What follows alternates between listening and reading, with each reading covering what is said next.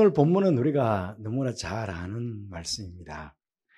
이사야 선지자가 하나님께 소명을 받는 그런 장면입니다. 하나님께서 내가 누구를 보내며 누가 우리를 위하여 갈꼬 하실 때 이사야 선지자가 내가 여기 있나이다, 나를 보내소서라고 주님의 부르심에 응답하는 참으로 귀한 장면을 우리에게 보여주고 있습니다. 여러분, 이 이사야의 응답은 오늘을 살아가는 우리들에게도 정말 귀감이 되는 응답이 아닐 수 없습니다. 이사야가 하나님께 소명을 받을 당시의 시대적 상황을 보면은 내가 여기 있습니다, 나를 보내소서라고 하기보다는 아닙니다, 저 이런 상황에서는 좀 못하겠습니다, 좀 못 가겠습니다, 그렇게 이야기할 만한 그런 상황이었습니다. 이사야 1장에 그때 당시의 시대 상황을 우리가 자세히 볼 수 있습니다. 국가의 지도층에서부터 모든 백성들에게 이르기까지 백성들 전체가 부패하고 타락하여 죄악이 극에 달해 있었습니다. 단적으로 보여주는 말씀이 이사야 1장 4절 말씀에 있습니다.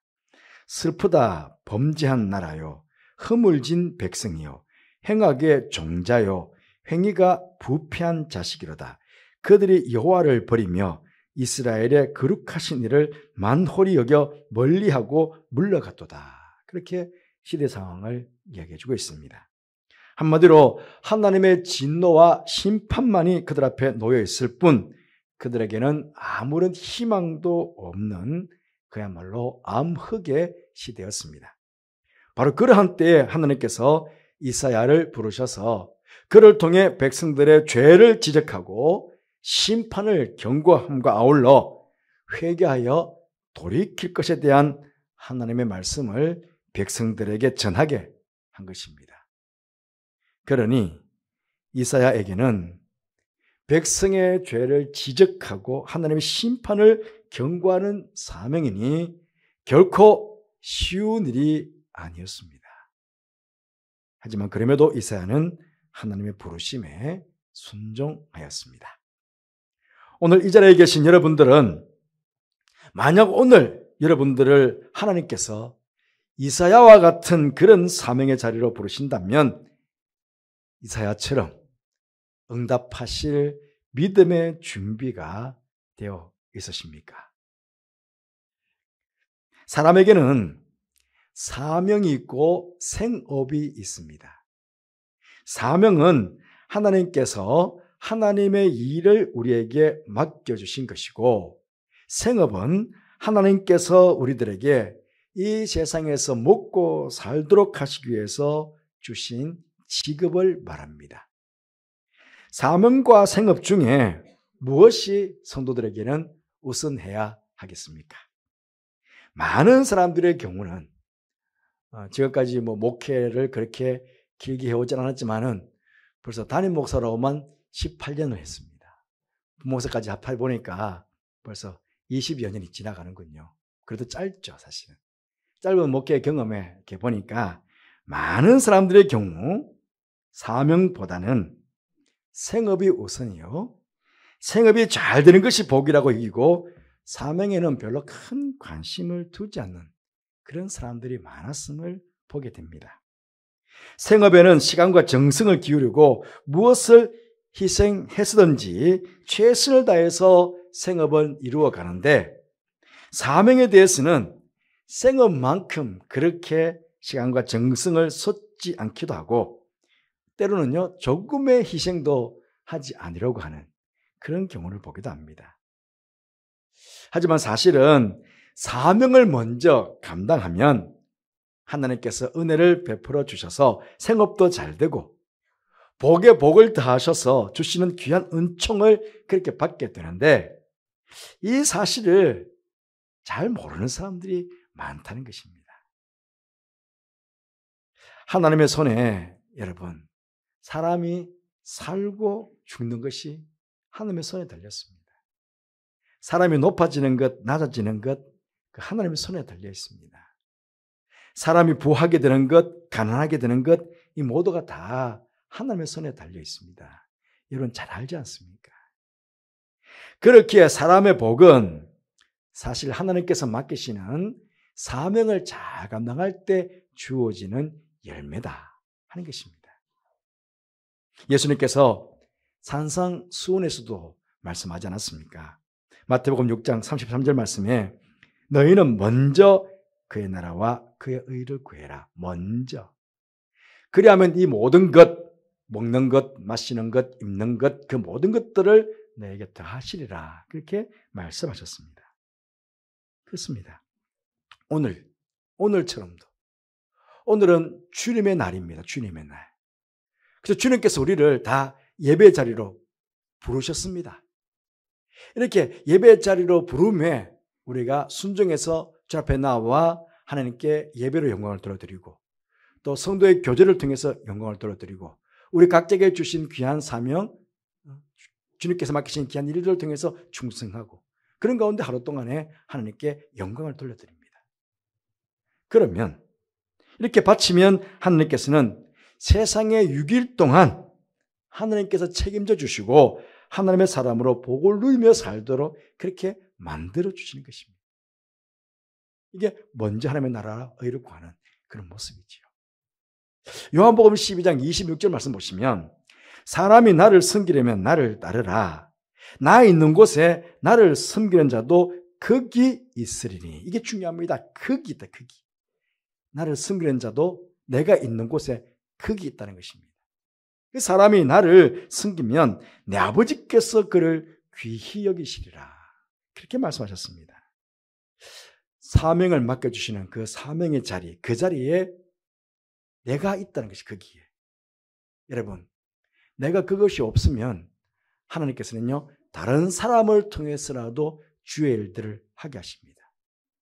교회 역사에 있어서 하나님의 일이 중단된 적이 있습니까? 교회의 일이 중단된 적이 있습니까? 없습니다. 하나님께서는 내가 아니면 누군가를 하나님께서 그곳에서 거기 있게 하셔서 주의 일들을 이루어 가시는 거거든요. 그런데 거기에 내가 있는 게 이게 복이라는 것입니다. 왜? 하나님께서 나를 귀하게 여길 것이니까. 당장에 우리 교회 안에서만 봐도 그렇습니다. 예배를 시작하면서 교회 안으로 들어올 때에 차량 봉사하는 그 자리, 거기. 예? 방송실에서 봉사하시는 그 자리. 하나님께 예배 드리는 이 귀한 이 자리. 하나님께 찬양하는 저 자리. 예? 아이들 가르치는 교육관의 교사로서의 제자리. 엘리몰에서 성도를 섬기는 제자리. 1층의 식당에서 교회 들어와서 봉사하는 제자리. 거기. 거기 어긋누가 아니라 바로 내가 거기에 있다는 것입니다. 예? 구의원들이 모이는 그 자리에 바로 거기에. 우리 남성교 여전도 회원들이 모이는 바로 그 자리, 거기서 내가 임원으로서 어쨌든 모습으로서.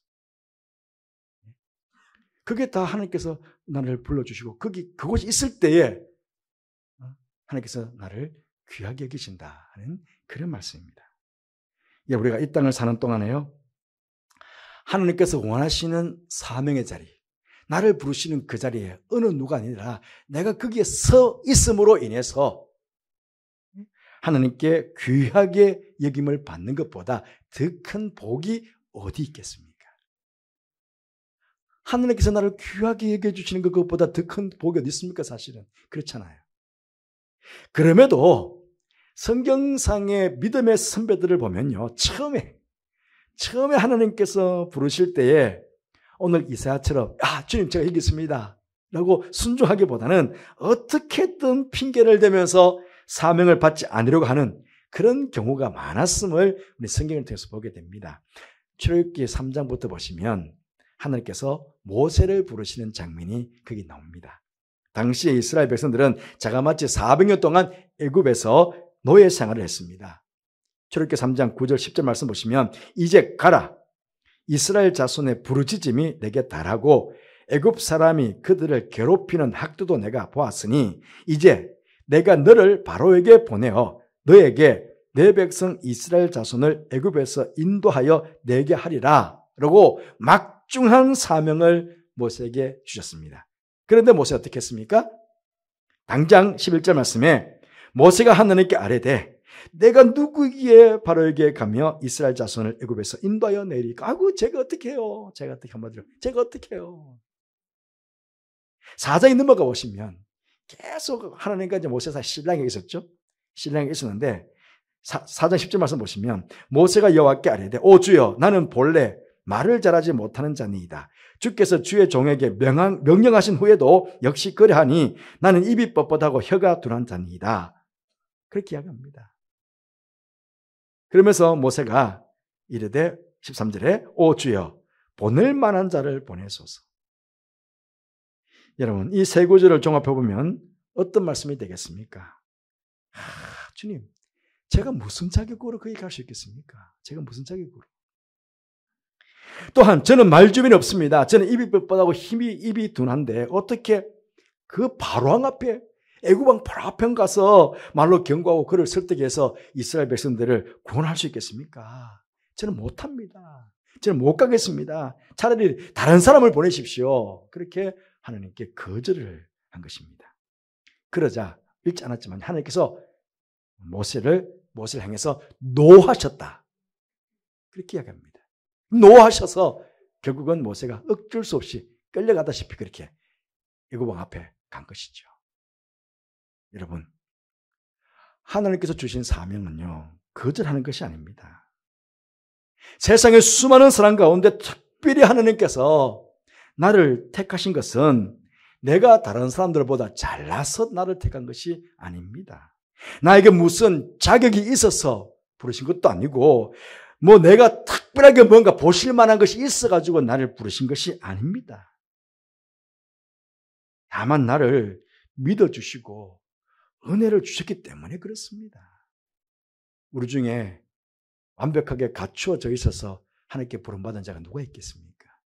완벽하게 갖추어져 있어서 하나님의 일을 하는 사람들이 누가 있겠습니까? 제가 그렇습니까? 아닙니다. 아무도 없습니다. 사도 바울이요. 전에 예수 믿는 사람들을 잡아 옥에 가두던 사람이었습니다. 자신을 돌아보니까 너무 죄가 많습니다. 그래서 그는 고백하기를 디모데전서 1장 13절 말씀에 내가 전에는 비방자요, 박해자요, 폭행자였다고. 그래서 15절 말씀에 내가 죄인 중에 내가 괴수니라. 그렇게 고백합니다. 죄인 중에서도 내가 괴수와 같은 그런 존재라고 말하면서도 디모데전서 1장 12절 말씀 보시면 나를 능하게 하신 그리스도 예수 우리 주께 내가 감사함은 나를 충성되이 여겨 내게 직분을 맡기심이니 나는 비방자요, 박해자요, 폭행자요, 죄인 중에 괴수인데도 불구하고 주님께서 나를 충성되이 여겨서 직분을 맡겨주셨다는 것입니다. 이 일이 너무 감사하고 너무 감격해서 그는 이 사명 감당하기 위해서 얼마나 최선을 다해서 이 사명을 감당했는지 모릅니다. 우리는 사도행전을 통해서 바울을 잘 알지 않습니까? 여러분 다시 말씀드리지만 하나님께서 나에게 주님의 일을 맡기시기 위해서 부르실 때에 그 부르심을 거절하면 안 됩니다. 사명을 거절하면 하나님의 부르심을 거절하면 하나님의 은혜를 헛되이 여기는 것이요 하나님의 복을 거절하는 것입니다. 하나님께서 쓰시고자 하시면 입이 뻣뻣하고 둔한 자라고 하더라도 능하게 하십니다. 여러분 모세가 입이 뻣뻣하고 둔해서 말 잘못해서 하나님의 일을 거르친 적이 있습니까? 그렇잖아요. 전능하신 하나님께서 함께 하시면 하나님께서 맡기시는 그 사명은 무엇이든지 우리는 잘 할 수 있습니다. 그러므로 사명을 주실 때, 우리 부르실 때에 어떤 것으로도 핑계치 말고 거절하지 말고 순종하심으로 은혜와 복을 하나님께로부터 받게 되는 그런 복된 성도의 삶을 살아가시는 이런 모두가 되시기를 주님의 이름으로 축복드립니다. 또한 모세는요 거절했는데 여호와 같은 경우에는 아예 사명을 피해서 도망을 가버리고 맙니다. 왜냐하면 하나님의 뜻도 모르고 자신을 부르는 하나님의 뜻도 모르고 단지 자신의 생각에 원수의 도성 니네웨가 구원받는 것이 싫었기 때문에 그렇습니다. 요나는 하나님께 니네웨로 가가지고 그 악독이 하나님 앞에 상달되었다고 외치라 라고 하는 사명을 받았습니다. 그럼에도 하나님의 얼굴을 피하려고 일어나서는 다시스로 도망가는 배를 탔습니다. 하나님의 눈도 사람의 눈도 다 피하기 위해서 요나는 배 밑창까지 내려가서 잠을 청했습니다. 결국 모진 풍랑을 만나 배가 파산할 위기에 놓였고 성선한 모든 사람들은 결국은 식량도 버리고 자신들이 가지고 있던 귀중한 물건들도 다 바다에 버렸습니다. 요나 때문에 그 배에 탄 사람들은 생명의 위협을 느꼈을 뿐만 아니라 엄청난 재산상의 손해를 보게 된 것입니다. 여러분, 이처럼 사명을 감당하지 않으면 자신은 물론이요 주위에 있는 모든 사람들에게까지 엄청난 피해를 줄 수도 있다는 것 우리는 기억해야 합니다. 사명을 피하여 도망가면 그와 함께한 친구, 함께한 이웃들이 피해를 보게 될 수도 있습니다. 하지만 요셉과 같이 사명을 감당하는 사람들과 함께하면 내리막길로 내려가다가도 오르막길이 될 수가 있다는 것입니다. 사명을 잘 감당했던 요셉이 보디발의 집에 갔을 때에 그 보디발의 집이 요셉으로 인해서 복을 받지 않았습니까? 심지어 요셉이 누명을 쓰고는 감옥에 갇혔습니다. 그런데 감옥에 있는 사람들이 복을 받게 되었습니다. 창세기 39장 21절 22절 말씀 보시면 여호와께서 요셉과 함께 하시고 그에게 인자를 더하사 간수장에게 은혜를 받게 하시매 간수장이 옥중 죄수를 다 요셉의 손에 맡김으로 그 재반 사물을 요셉이 처리하고 간수장은 그의 손에 맡긴 것을 무엇이든지 살펴보지 아니하였으니 이는 여호와께서 요셉과 함께 하심이라. 여호와께서 그를 범사에 형통하게 하셨더라. 그래서 감옥에 있는 사람들도 다 복을 받고 간수장도 복을 받고 그랬습니다. 여러분, 이런 걸 보면요, 내 주위에, 여러분 주변에 사명을 잘 감당하는 사람들을 많이 두시기를 바랍니다. 친구를 사귀어도요, 사명을 잘 감당하는 친구 사귀십시오. 사업을 하시다가도 사명을 잘 감당하는 사람들과 동업하시고 그런 사람들과 사귀면서 사업하십시오. 그러면 사명을 잘 감당하는 그 사람 때문에 내가 복을 받게 되는 것입니다. 그런데요, 더 귀한 것은요, 오히려 내가 사명을 잘 감당함으로 인해서 나 덕분에 내 친구들이 복을 받고, 나 덕분에 내가 속해 있는 교회 성도들이 복을 받고, 나 덕분에 나와 함께 사업하는 사람, 나 덕분에 내 이웃이 복을 받게 되는, 어찌 보면 하나님께서 아브라함을 부르시면서 너는 복이라고 그러지 않았습니까? 복. 예. 하나님께서 사명을 감당하는 우리들에게 너는 복이다. 예. 내가 복의 근원이 되고 많은 사람들이 나 때문에, 나 덕분에 복을 받게 되는, 이 얼마나 귀한 일들입니까? 여러분 모두가 그렇게 되시기를 바랍니다. 복의 근원이 되시기를 바랍니다. 사랑하는 성도 여러분, 하나님께서 주시는 사명은요, 많이 배우고 돈이 많아 잘 사는 사람만 사명을 받는 게 아닙니다. 중요한 직분을 받은 사람만 사명이 있는 것도 아닙니다. 우리 모두에게는 사실은 사명이 있습니다. 어떤 사람은 시간도 없고 몸으로도 봉사 못하지만 물질로 봉사하는 사명이 있는 사람도 있습니다. 어떤 사람은 가르침의 사명이 있고, 어떤 사람은 찬양의 사명이 있고, 어떤 사람에게는 기도의 사명이 있고, 어떤 사람에게는 전도의 사명은요, 어떤 사람만이 있는 게 아닙니다. 예수님께서 마지막에 우리 모두에게 분부한 것은 바로 땅끝까지 이르러 내 증인이 되라, 복음을 전하라 하는 사명입니다. 여러분, 사실은 연중계획, 우리 교회 목회 연중계획 중에 오늘이 총동원 전도주일 하기로 계획을 했었습니다. 하지만 코로나 때문에 사실 우리가 전도를 못했죠. 그래서 그냥 명목상으로만 전도주일이었지 우리는 오늘 전도주일을 지키지 않고 있습니다. 하지만 우리 모두에게는 주신 사명은 복음 전도의 사명입니다. 우리를 부르실 때에 이미 그 사명을 함께 주십니다. 하나님께서는 하나님의 일을 위해서 우리 모두를 다 불러주십니다. 그런데 어떤 사람들은 모세처럼 이런저런 핑계를 대면서 거절하는 사람이 있는가 하면, 또 어떤 사람들은 요나처럼 아예 피해서 도망가는 사람들이 있습니다. 또 어떤 사람들은 입으로만 사명을 감당하는 사람이 있습니다. 입은 천상유수처럼 자라는데 행함이 없습니다. 또 어떤 사람들은 마음속으로만 감당하는 사람들이 있습니다. 늘 마음은 하고 싶은데, 생각은 그렇지만은 선뜻 행동으로 옮기지 못하는 사람들도 있습니다. 왜 이런 일들이 일어날까요? 사명을 감당하기 위해서 때로는 힘이 들기 때문에 그렇습니다. 우리 조금 전에 찬양대에 십자가를 진다. 예. 어떤 십자가를 지는 수고, 그런 희생이 따라야 됩니다. 때로는. 시간도 많이 내야 되고, 조금 더 내 것을 희생해야 되고, 육신적으로 편할 수도 있고, 손해볼 수도 있고, 사람들에게 오해받을 수도 있습니다. 그러다 보니 못하겠다고 거절하기도 하고 피하기도 하는 것입니다. 하지만 오늘 예배를 드리시는 성도 여러분들은 이사야처럼 하나님의 부르심이 있다면, 예, 제가 여기 있습니다. 저를 보내주십시오. 저를 사용해 주십시오. 라고 겸손한 마음으로 순종할 수 있는 여러분들 되시기를 간절히 바라겠습니다. 이제 연말이 되면 이제 내년에 또 교회를 섬길 일꾼들을 또 섭외를 합니다.